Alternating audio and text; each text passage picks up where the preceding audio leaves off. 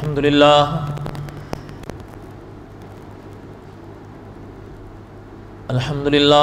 نحمده ونستعینه ونستغفره ونؤمن به ونتوکل علیہ ونعوذ باللہ من شرور انفسنا ومن سیئات اعمالنا من يهده الله فلا مضل له ومن يضلله فلا هادي له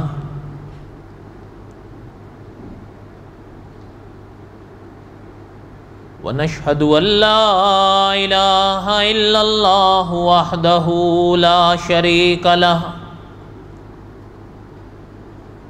ونشهد أن سيدنا وسندنا ومولانا محمدا عبده ورسوله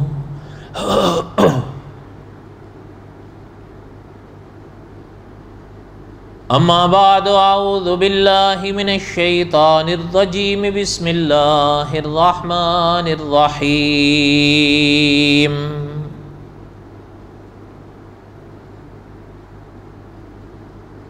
الف لام را تلك آیات الکتاب المبین انا انزلناه قرآنا عربیا لعلکم تعقلون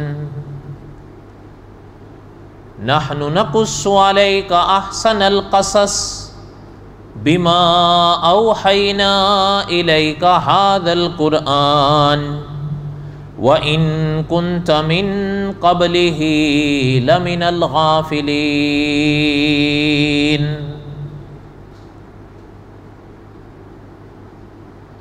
وقال اللہ تعالی فی مقام آخر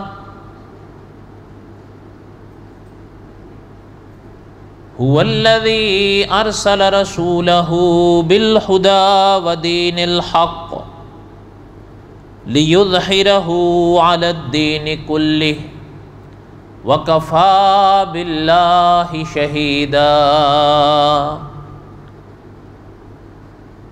محمد رسول اللہ والذین معه أشداء عَلَى الْكُفَّارِ رُحَمَاءُ بَيْنَهُمْ وقال النبی صلی اللہ علیہ وسلم من یرد اللہ بہ خیرا یفقہہ فی الدین صدق اللہ العظیم وبلغنا رسولہ النبی الکریم ونحن على ذلك لمن الشاهدين والشاكرين والحمد لله رب العالمين اللهم صل على محمد وعلى آل محمد كما صليت على إبراهيم وعلى آل إبراهيم إنك حميد مجيد اللہم بارک علی محمد وعلی آل محمد کما بارکت علی ابراہیم وعلی آل ابراہیم انک حمید مجید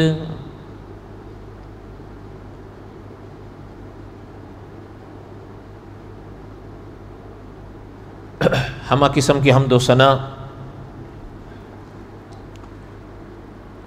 اللہ ذات لم یزل لا یزال کی پاک ذات کے لیے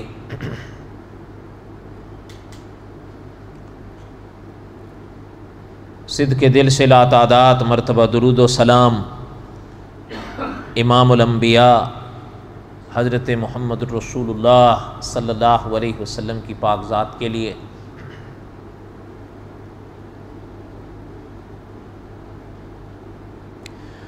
قصص الانبیاء علیہ السلام کے اسباق پڑھ رہے تھے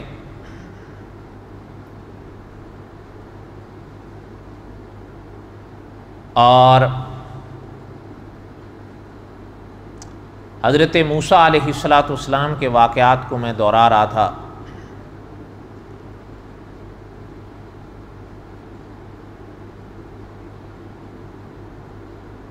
قرآن پاک میں ایک مقام پر اللہ ذوالجلال والاکرام نے ارشاد فرمایا کہ جب فرعون اور فرعونی ہر لحاظ سے حضرت موسیٰ علیہ السلام سے ہارے تو آپس میں گفتگو کرنے لگے حضرت موسیٰ علیہ السلام کے قتل کی۔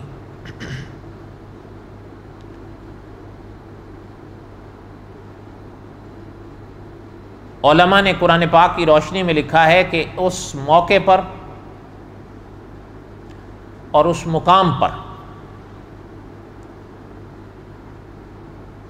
آل فرعون میں سے ایک نیک دل انسان نے جب ان لوگوں کی یہ باتیں سنی تو انہوں نے اپنے پوشیدہ رکھے ہوئے ایمان کو ظاہر کیا اور ان لوگوں کو بہت کچھ سمجھایا۔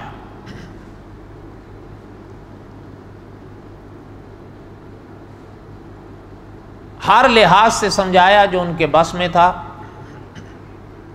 اور شان ہے اللہ ذوالجلال والاکرام کی کہ اللہ نے قرآن پاک کے جس مقام پر اپنے نیک دل انسان کی تقریر کو بیان فرمایا ہے، بڑی تفصیل کے ساتھ ان کی تقریر کو اللہ ذوالجلال والاکرام نے قرآن پاک میں محفوظ فرمایا اور بیان فرمایا ہے۔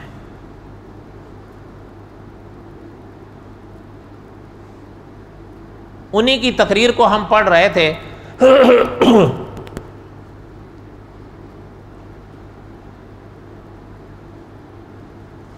اور آج بھی انہی کی تقریر کا کچھ حصہ پڑھیں گے انشاءاللہ، جتنا اللہ توفیق دیں گے۔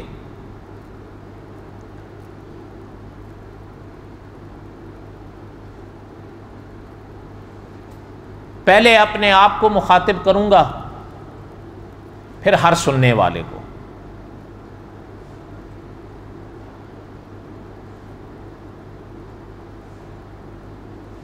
خدا کے ان نیک بندے نے اپنی تقریر کو جاری رکھتے ہوئے آگے فرمایا، الذین یجادلون فی آیات اللہ بغیر سلطان اتاہم کبر مقتا عند اللہ وعند الذین آمنوا کذالک یطبع اللہ علی کل قلب متکبر جبار۔ انہوں نے فرمایا وہ لوگ جو خدا کی نشانیوں میں بغیر کسی سند، بغیر کسی دلیل کے شک کرتے ہیں، چونچاں کرتے ہیں، انہوں نے فرمایا اللہ ذوالجلال والاکرام ایسے لوگوں کو پسند نہیں فرماتے اور نہ ہی ایمان والے ایسے لوگوں کو پسند کرتے ہیں۔ اللہ ذوالجلال والاکرام بھی نفرت کرتے ہیں ایسوں سے، اللہ معاف فرمائے، اور ایمان والے۔ اور آگے مزید اللہ کے ان نیک دل بندے نے فرمایا کہ ہر گھمنڈی کے دل پر اللہ تعالیٰ مہر لگا دیتے ہیں، پھر اسے ہدایت نصیب نہیں ہوتی۔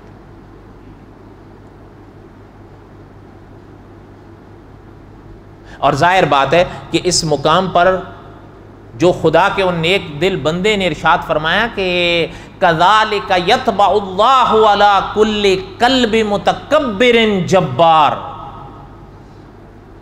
ہر متکبر گھمنڈی کے دل پر اللہ مہر لگا دیتے ہیں۔ تو یقین کریں صرف وہ لوگ جو اس زمانے میں تھے جن کے آگے محترم تقریر فرما رہے تھے، یا وہ لوگ جو ہم سے پہلے گزر گئے، یا وہ لوگ جو ہمارے ارد گرد رہتے ہیں، صرف یہ نہیں کہ تکبر ایسے لوگوں کے ہی دلوں میں آتا ہے میں اور آپ اس سے بچے ہوئے ہیں، نہیں، یہ بڑی عجیب بلا ہے جسے تکبر اور گھمنڈ کہتے ہیں۔ اور اکابر نے لکھی ہے بڑی عجیب بات کہ کبھی کبھی یہ جس دل کے اندر سمایا ہوا ہوتا ہے اس کو خود بھی پتہ نہیں ہوتا، وہ اپنے آپ کو بڑا عاجز بھی سمجھتا ہے، اپنے آپ کو بڑا بے قصور بھی تصور کرتا ہے، لیکن اس دل کے اندر اللہ معاف فرمائے کبھی کبھی گھمنڈ کے ڈیرے بسے ہوئے ہوتے ہیں، وہ اپنے موقع پر ظاہر ہوتا ہے۔ اور کبھی کبھی ایسا ہوتا ہے کہ کچھ سادہ دل یہ سوچتے ہیں کہ ہمارے اندر گھمنڈ ہے اور نہیں ہوتا، وہ بیچارے اپنے طور پر اس کے علاج میں بھی لگے ہوئے ہوتے ہیں، لیکن وہ جس چیز کا علاج کر رہے ہوتے ہیں وہ روگ ان کو نہیں ہوتا۔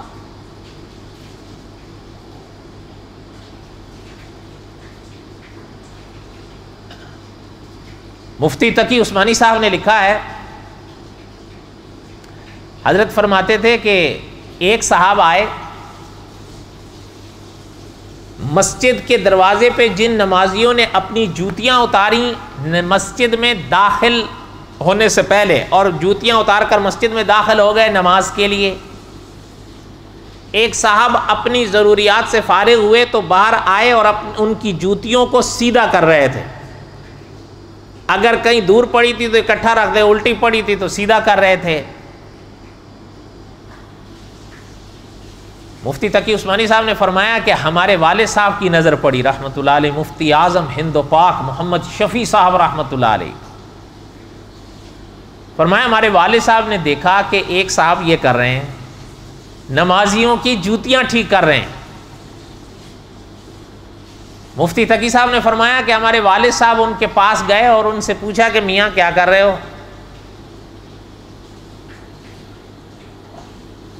اصل میں نب شناس لوگ تھے، وہ علم بھی تھا، تقوی بھی تھا، پرہیزگاریاں بھی تھیں اور تجربے بھی تھے۔ انہوں نے ان صاحب سے فرمایا میاں کیا کر رہے ہو؟ وہ صاحب کہنے لگے کہ حضرت اصل میں تکبر ہے، دل میں گھمنڈ ہے، نکل نہیں رہا، تو نمازیوں کی جوتیاں ٹھیک کر رہا ہوں تاکہ اس بلا سے جان چھوٹے، میں گھمنڈ ختم ہو۔ مفتی تقی عثمانی صاحب نے لکھا ہے کہ ہمارے والد صاحب رحمۃ اللہ علیہ نے اس کی بات سن کر فرمایا کہ میاں یہ مت کیا کرو، تمہارے اندر گھمنڈ نہیں۔ حضرت بام گئے تھے کہ وہ روگ اس کے اندر ہے نہیں جس کا علاج کر رہا ہے۔ اصل میں یہ اہل اللہ خدا کے نیک بندوں کو اللہ تعالیٰ یہ ملکہ بخشتے ہیں، وہ سامنے والے کو پرکھ لیتے ہیں۔ ہر فن کے کچھ ماہرین قدرت پیدا کرتی ہے، اطباء ہوتے ہیں وہ اپنے طب کے فن میں ماہر ہوتے ہیں،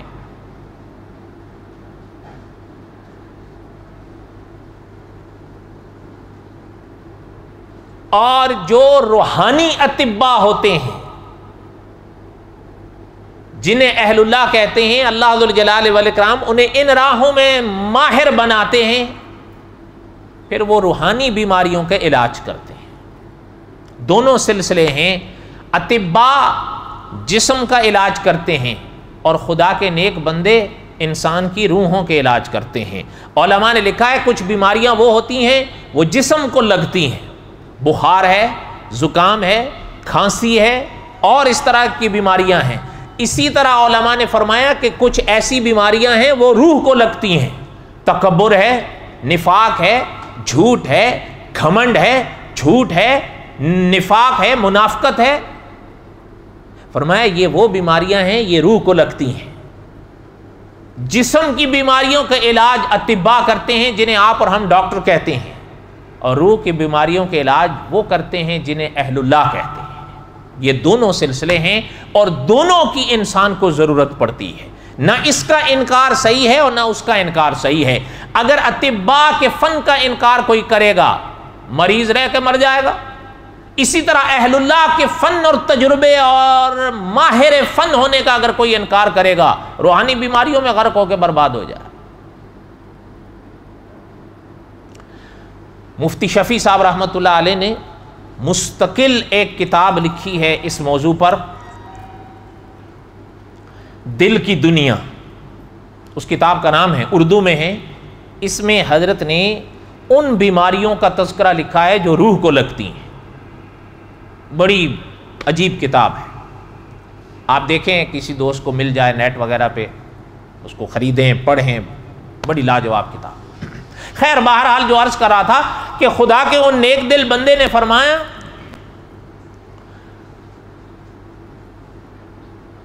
کہ اللہ ذوالجلال والاکرام گھمنڈیوں کے دلوں پر مہر لگا دیتے ہیں, پھر ہدایت انہیں نصیب نہیں ہوتی. وقال فرعون یا حامان ابن لی صرحا لعلی ابلغ الاسباب. خدا کے ان نیک دل بندے کی تقریر جاری تھی, اس نے بات کو ٹوکتے ہوئے یا روکتے ہوئے آگے اپنی بات کی فرعون نے. اللہ ذوالجلال والاکرام نے اس کی بات کو بھی بیان فرمایا. وقال فرعون یا حامان ابن لی صرحا لعلی ابلغ الاسباب. کہنے لگا اے حامان, فرعون کہنے لگا اے حامان میرے لیے ایک مینارہ بنا. کیوں بنا؟ تاکہ میں اس پر چڑھ کر راستوں تک پہنچوں. کون سے راستوں تک؟ اسباب السماوات, کہنے لگے آسمانوں کے راستوں تک پہنچوں. فاطلع الی الہ موسیٰ, اس مینار پر چڑھ کر موسیٰ کے خدا کو جھانک لوں. اللہ معاف فرمائے, اللہ معاف. وَإِنِّي لَأَظُنُّهُ كَاذِبًا, حالانکہ میں تو اس کو جھوٹا ہی سمجھتا ہوں, ویسے ہی کہتا رہتا ہے خدا کہاں ہے, خدا تو بس میں ہوں. نعوذ باللہ, نعوذ باللہ. آگے اللہ نے فرمایا وَكَذَلِكَ زُيِّنَ لِفِرْعَوْنَ, اے فرعون کے لیے, یعنی وہ جو فرعون تھا نا اس کے لیے مزین کر دیا گیا سوء عملی, جو اس کا برا عمل تھا, جو کر رہا تھا, جو لچھن تھے, بس ان کے پیچھے چل پڑا. وَصُدَّ عَنِ السَّبِيلِ, اور ہدایت کا راستہ اس کے لیے بند کر دیا گیا. اللہ تعالیٰ ایسوں کو ہدایت نہیں دے. وَمَا كَيْدُ فِرْعَوْنَ إِلَّا فِي تَبَابٍ.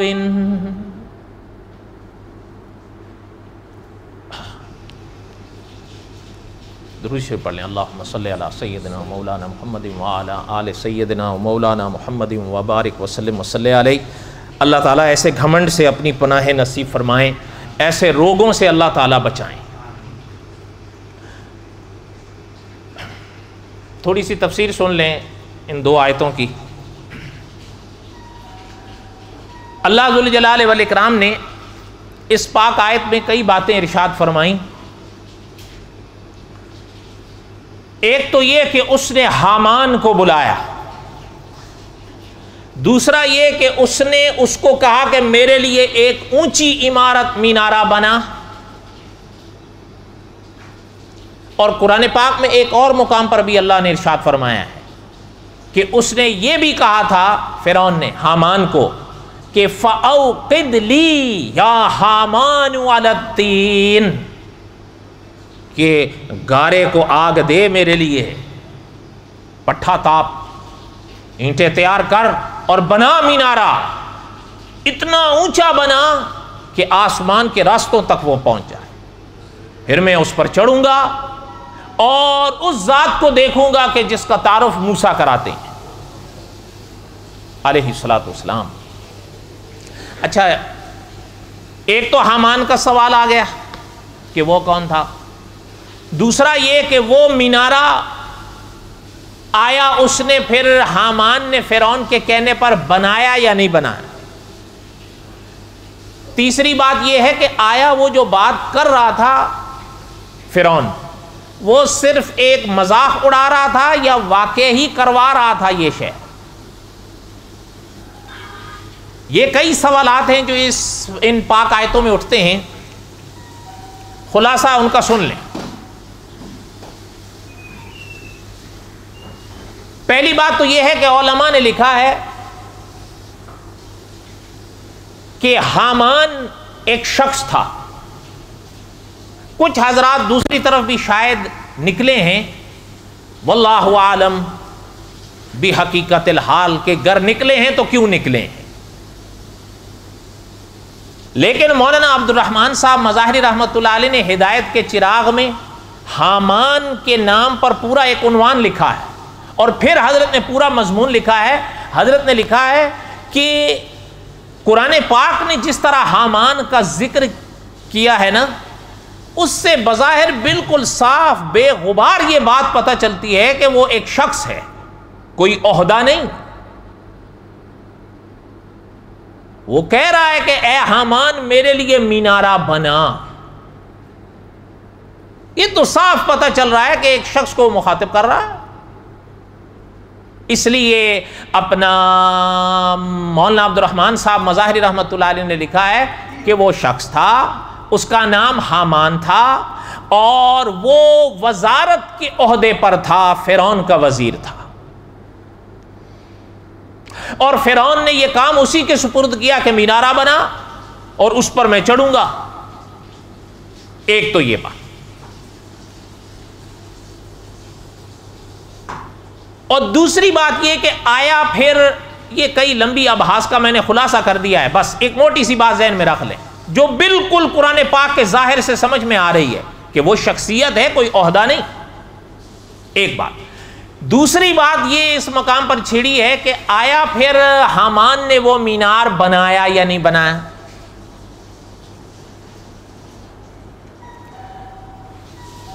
ایک بات دیکھیں، قرآن پاک اللہ ذوالجلال والاکرام کی سچی کتاب ہے، اور قرآن کا اپنا ایک انداز ہے، اپنا ایک اسلوب ہے. کچھ باتیں قرآن پاک نے واضح فرمائیں، کچھ باتوں کے تذکرے قرآن نے نہیں کیے، اور نہ ہی ان باتوں کے تذکرے احادیث میں آئے. اس لیے واللہ اعلم بحقیقت الحال البتہ کچھ تفاسیری کتابوں میں کچھ وضاحتیں ملتی ہیں.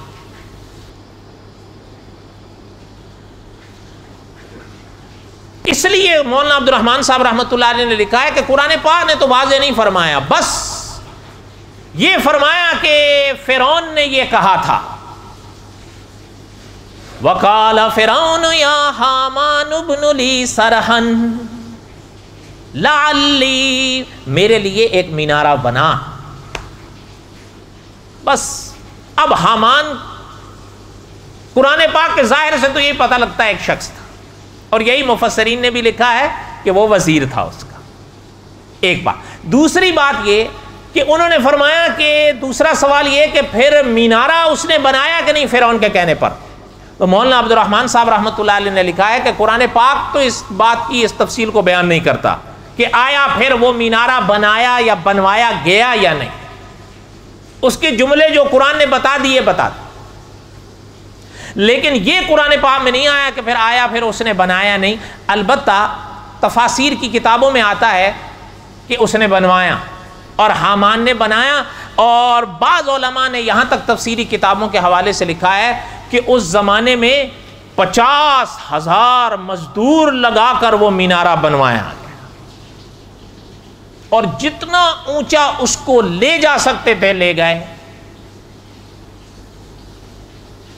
اللہ تعالیٰ ایسے گھمنڈ سے اپنی پناہ نصیب فرمائے، بیڑا غرق کر دیتا ہے. اچھا، اب وہ اپنا بارہ کعبے نے بڑی عجیب بات لکھی ہے کہ وہ لیتا گیا جتنا ان کے بس میں تھا لے گیا.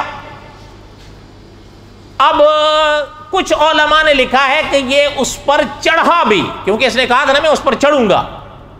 یہ تو قرآن نے واضح فرمایا ہے کہ اس نے کہا تو بنا میں اس پر چڑھوں گا. چڑھ کے جاؤں گا کہاں؟ فَأَطَّلِعَ إِلَىٰ إِلَٰهِ مُوسَىٰ، میں جھانکوں گا موسیٰ کے خدا کو. اللہ تعالیٰ معاف فرمائے.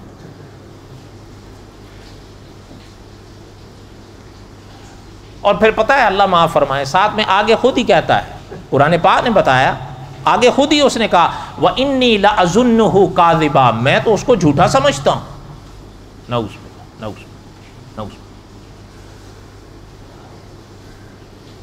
وَكَذَلِكَ زُيِّنَ لِفِرْعَوْنَ سُوءُ عَمَلِهِ وَصُدَّ عَنِ السَّبِيلِ. وما قید فرعون الا فی تباب،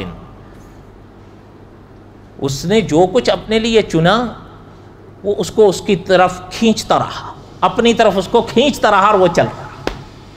اور اللہ نے فرمایا وَصُدَّ عَنِ السَّبِيلِ، اس کے لیے راہ بند ہو۔ کون سی راہ؟ ہدایت کی راہ، جسے آپ اور ہم ہر روز مانگتے ہیں، اہدنا الصراط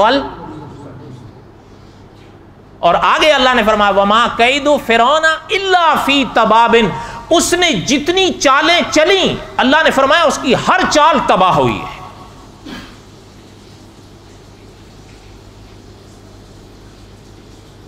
اچھا، جو بات عرض کر رہا تھا، بعض علماء نے فرمایا کہ اس نے یہ بنایا اور اس پر چڑھا، لیکن دوسرے کچھ اکابر نے فرمایا کہ جہاں یہ چیز پتہ چلتی ہے وہاں یہ چیز بھی پرانی کتابوں میں ملتی ہے کہ وہ چڑھا نہیں، چڑھا کیا، جب تک جہاں تک اس کو لے جا سکتے تھے لے گئے، اللہ نے اپنا فرشتہ بھیجا، جو ان کے پاس میں تھا انہوں نے کیا نا، بھائی لے آؤ، کتنا لے آتے ہو، جتنا وہ لے جا سکتے تھے لے گئے۔ ظاہر بات ہے آسمان تک تو پہنچ ہی نہیں سکتے، اس کا تو سوال ہی نہیں پیدا ہوتا، بلکہ آج تک تو کئی حضرات، یعنی آپ دیکھیں اس پر بحث ہوتی ہے نا کہ آسمان کو کسی نے آج تک دیکھا ہے یا نہیں دیکھا، دیکھا ہے یا نہیں، ہمارے اکابر کا یا قرآن و سنت کا فیصلہ کیا ہے وہ اپنے مقام پر آ جائے گا اگر اللہ کو منظور ہوا۔ کہنے کا مطلب یہ تھا اس بحث سے اتنا تو پتہ چلتا ہے کہ وہ اتنی ورا اور ورا شے ہے، اتنی دور ہے انسان کی نگاہوں سے کہ اس تک نگاہ بھی انسان کی پہنچنا عام بات نہیں ہے، جسے آسمان کہتے ہیں۔ تو وہ کیسے پہنچ؟ علماء نے فرمایا خیر جتنا ان کے بس میں تھا وہ بناتے گئے بناتے گئے، اب جہاں دار بس ہو گئی تو اللہ نے فرشتہ بھیج دیا۔ اللہ نے فرمایا اپنے فرشتے کو کہ ایک ٹھوکر لگا۔ علماء نے لکھا اللہ کے حکم سے فرشتے نے ایک بار یوں کیا تو گیا سارا دڑام، اور 3 حصوں میں ٹوٹ کے گرا وہ۔ بہرحال واللہ عالم، یہ تفصیلی روایات میں ہے، کتابوں میں ہے۔ میں نے پہلے ابتدا میں عرض کیا کہ قرآن پاک تو ان تفصیلات کو بیان نہیں کرتا، نہ ہی احادیث طیبہ میں آپ صلی اللہ علیہ وسلم نے بیان فرمایا۔ واللہ عالم، بس قرآن نے اتنا فرمایا کہ اس نے یہ حامان سے کہا تھا کہ بنا، میں چڑھوں گا، بنایا نہیں بنایا، چڑھا نہیں چڑھا، واللہ عالم۔ لیکن بہرحال اس نے جتنے الفاظ کہے بڑے گھمنڈ اور کفریہ الفاظ تھے، گستاخانہ الفاظ تھے، اور اللہ ذو الجلال والاکرام ایسے لوگوں کے لیے ہدایت کے راستے پھر بند کر دیتے۔ اور علماء نے لکھا ہے یہ انسان جن کے لیے ہدایت کے راستے بند ہوتے ہیں، راستے کے اس بند ہونے کی اصل وجہ یہ انسان خود ہی ہوتا ہے۔ کبھی کبھی انسان کوئی الفاظ، کوئی حرکت ایسی کر دیتا ہے، اس کے عوض میں پھر اس کے لیے ہدایت کے راستے بند ہو جاتے ہیں، پھر نہیں ملتے۔ اس لیے اکابر نے لکھا ہے اس کو بولنے سے پہلے تولو پھر بولو۔ کبھی کبھی کوئی لفظ انسان ایسے بول دیتا ہے پھر وہ جان چھوٹتی نہیں، کیونکہ پتہ ہے ہمارے ذہن میں یہ ہوتا ہے ہم نے بول دیا اور گیا، حالانکہ قرآن و سنت سے پتہ چلتا ہے ادھر بیٹھے ہوئے ہیں وہ ایک لفظ تو کجا ایک حرف بھی نہیں مٹنے دیتے، وہ محفوظ رکھتے ہیں۔ اس لیے حدیث شریف میں علماء نے، فقہاء نے حدیث شریف کی روشنی میں لکھا ہے، دیکھیں ایک تو ہوتا ہے نا جھوٹ، سری جھوٹ، کھلا جھوٹ، جان بوجھ کے بول، اچھا اس کو تو آپ اور ہم سب جھوٹ مانتے ہیں اور کوشش بھی کرتے ہیں کہ اس سے بچیں، کوشش کرتے ہیں یا نہیں؟ بولو تو صحیح۔ لیکن ایک ہوتا ہے مزاحن جھوٹ، اس کو آپ اور میں کوئی عیب نہیں سمجھتے، دل کھول کے بولتے ہیں، جتنا چاہتے ہیں بولتے ہیں، کیونکہ اسے ہم جھوٹ نہیں سمجھتے، اور اگر جھوٹ سمجھتے ہیں تو اس کو گناہ نہیں سمجھتے۔ حالانکہ علماء نے لکھا ہے جیسے جھوٹ سنجیدگی میں گناہ ہے اسی طرح جھوٹ مزاح میں گناہ ہے۔ دونوں صورتوں میں جھوٹ جھوٹ ہی رہے گا، اور دونوں صورتوں میں جھوٹ گناہ ہی رہے گا، وہ جائز نہیں ہو جائے گا۔ حتیٰ کہ آپ نے یہ سنا ہوگا نا، 2 بھائی لڑ رہے ہوں تو ان کو منانے کے لیے جھوٹ بول دو، سنا ہے یا نہیں سنا ہے؟ بولو تو صحیح۔ اتنے بولے بھیا تو آپ لوگ بھی نہیں ہوگے نا، آخر پاکستان اور ہندوستان میں رہتے ہو، کچھ تو جانتے ہوگے کہ دو بولے بھیا لڑ رہے ہوں تو ان کو راضی کرنے کے لیے جھوٹ بول دو، جائز ہے، سنا ہے یا نہیں؟ حالانکہ فقہاء نے لکھا ہے وہاں پر بھی صریح جھوٹ کی اجازت نہیں ہے کہ جو مرضی آئے اور منچاہی دنیا میں بولتے جاؤ بولتے جاؤ بولتے نہ، وہاں پر بھی صریح جھوٹ بولنے کی شریعت اجازت نہیں دیتی۔ ایسے الفاظ کا انتخاب کرو جو فی الواقع غلط نہ ہو، جھوٹ نہ ہو۔ یہ نہیں کہ جو مرضی آئے منہ میں بولتے چلے جاؤ، جی ان کو راضی کرنا ہے تو ہر جھوٹ بولتے چلے جاؤ، یہ تھوڑا ہے، نعوذ باللہ۔ تو بہرحال میرے کہنے کا مطلب یہ تھا کہ قرآن پاک نے تو بیان نہیں فرمایا کہ اس نے بنایا نہیں، لیکن تفسیری کتابوں میں یہ آتا، پھر ٹوٹا اور ٹوٹ کر وہ 3 حصوں میں بکھرا، وہ کتابیں بتاتی ہیں، واللہ اعلم، اللہ بہتر جانتے ہیں۔ اور پھر ایک آخری بات عرض کر دوں، ان پاک آیتوں کو جو میں نے پڑھا اس کا خلاصہ میں نے عرض کر دیا۔ ایک تو یہ کہ خدا کے ان نیک دل بندے نے ان کو سمجھایا تو ان کی بات کو ٹوکتے ہوئے اس نے آگے بات جاری کی تھی، اور پھر حالانکہ انہوں نے اپنے ہر لحاظ سے سمجھایا ان کو، لیکن یہ مانے پھر بھی، بولو تو صحیح نہیں۔ دوسری بات، پھر اس نے حامان سے کہا مینارے کے لیے، حامان کون تھا اس کا بھی خلاصہ عرض کر دیا، مینارہ بنا نہیں بنا اس کا بھی خلاصہ میں نے عرض کر دیا، اور اللہ ذو الجلال والاکرام نے یہ بھی ارشاد فرما دیا کہ اس کی ہر تدبیر بیکار گئی، جو بھی اس نے چال چلنی چاہیے وہ سب غرق ہوئی۔ یہ ان پاک آیتوں کا خلاصہ تھا جو میں نے پڑھی تھی۔ البتہ ایک بات اب چلتے چلتے اور بھی سنیں، یہ تو ہے نا واقعات، ان میں تو اسباق ہیں ہی ہیں، ایک اور سبق بھی سن لیں، اس کا تعلق بھی مجھ سے بھی ہے آپ سے بھی ہے۔ میں کبھی کبھی کہا کرتا ہوں کہ صاحب قصص الانبیاء نے لکھا ہے انبیاء علیہ السلام کے اسباق میں ساری دنیا کے لیے اسباق ہیں، تو مجھے اور آپ کو صرف سن کے ان کو بھلانا نہیں ہے، بلکہ جو سبق پنہا ہے اس کو حاصل کرنا ہے۔ اب دیکھیں، توجہ میری طرف رہے، اگر دھیان ذرا بھی ہٹے گا تو بات نہیں سمجھ میں آئے گی۔ قرآن پاک میں جن الفاظ کے ساتھ فرعون کا تذکرہ ہے وہ بھیانک ہے یا نہیں؟ سوچ کے بتاؤ، اور بولو تو صحیح۔ اور حامان کا بڑا مختصر، بہت مختصر، جیسے یہاں اور وہ مقام جس کی طرف میں نے اشارہ کیا پہلے کہ اس نے حضرت اپنا اللہ تعالیٰ معاف فرمائے حضرت موسیٰ علیہ السلام کے حوالے سے اس نے کہا نا کہ جس علاقہ حضرت موسیٰ تعارف کراتے ہیں اور کہتے ہیں میں اوپر جھانک کے جاؤں، اس موقع پر فرعون نے حامان کو یہ بھی کہا تھا کہ گارے کو آگ لگا۔ علماء نے لکھا گارے کو آگ لگانے کا کیا مطلب؟ فرمایا مطلب یہ تھا اس کا کہ وہ کہہ رہا تھا پٹھا تا، کیا کر، اس زمانے میں ہوگا ان کے یہاں بھی رواج۔ اس موقع پر حامان کا مختصر سا تذکرہ آتا ہے، پھر تفسیری کتابوں میں کچھ تھوڑا سا آتا ہے، بس اتنی موٹی سی بات تو پتہ چل جاتی ہے۔ آدمی اچھا تھا، بولو تو صحیح۔ فرعون کا کیا تھا ابھی بتایا ہوں میں۔ ہاں، اب یہ باتیں تو ہو گئی نا آپ کے سامنے، اب ذرا اگلی بات حدیث سے سنیں۔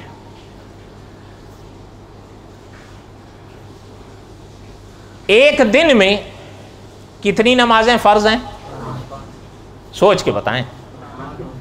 جو میرے حال میں پڑھتے ہیں وہ تو بول رہے ہیں، اور جو نہیں پڑھتے وہ بیچارے میرے حال میں سوچ رہے ہیں ابھی کتنی بولیں۔ اور آپ کے دیش میں تو ابھی آپ نے تو سنا ہوگا نا کہ نمازیں 3 ہیں، پتہ نہیں مولویوں نے 5 کیوں کی ہیں، سنا ہے آپ نے؟ انا للہ و انا۔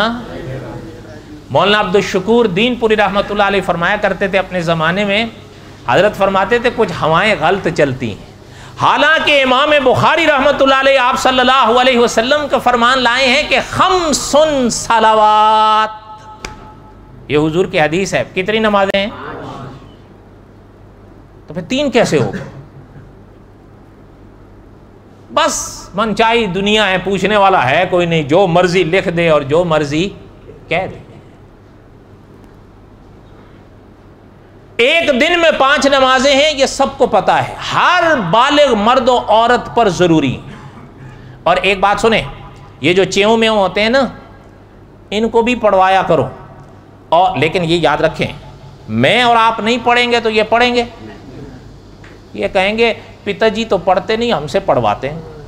وہ ایک مجھے دوست بتا رہا تھا کہ ایک ہمارا صاحب ہے، میں نے اس کو کہا کہ یار تو خود تو پڑھتا نہیں ہے، کہتا میں پڑھوں نہ پڑھوں ان کو پڑھواؤں گا۔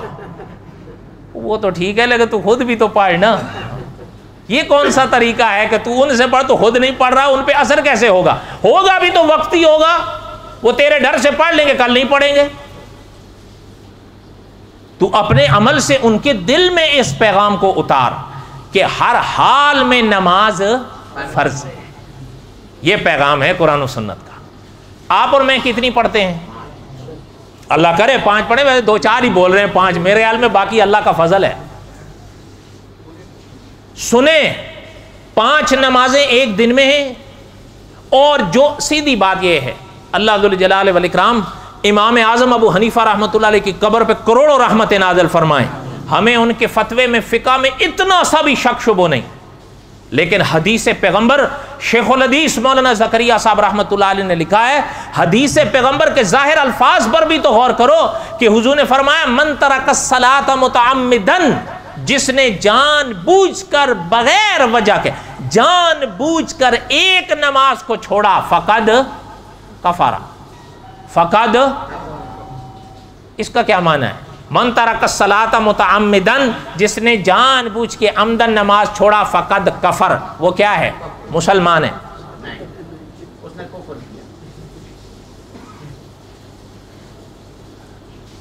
کفر۔ اب امام اعظم ابو حنیفہ رحمۃ اللہ علیہ نے جو معنی اس حدیث کا سمجھایا سر آنکھوں پر، اس سے بحث نہیں، لیکن حدیث شریف کے ظاہر الفاظ ڈراتے تو ہیں نا، ہے یا نہیں؟ اگلی بات سنیں، جو نہیں پڑھتے قیامت کا دن بھی آئے گا یا کوئی نہ؟ مالکی یوم الدین۔ اور پھر میں نے گزشتہ جمعے کو بھی عرض کیا تھا کہ عقیدے کے ارکان 3 ہیں، الایمان بالثلاثیات، توحید، رسالت اور آخرت۔ وہ دن تو آئے گا، جو کچھ کیا ہے یہاں پر اس کا جواب، وہ تو پاک سورت مجھ سے بہتر آپ کو یاد ہے، تبارک الذی بیدہ الملک وہو علی کل، الذی خلق الموت والحیات لیبلوکم ایکم احسن۔ تو پھر سوچنا ہے مجھے بھی اور آپ نے۔ حدیث شریف جو بات عرض کر رہا تھا، حدیث شریف میں فرمایا گیا کہ جو شخص نماز چھوڑتا ہے، نہیں پڑھتا، آپ صلی اللہ علیہ وسلم نے کچھ لوگوں کا ذکر فرمایا، حضور نے فرمایا نماز چھوڑنے والے کو میدان قیامت میں حشر کے لیے اللہ تعالیٰ فرعون، حامان، قارون، ابی کے ساتھ کھڑا کرے۔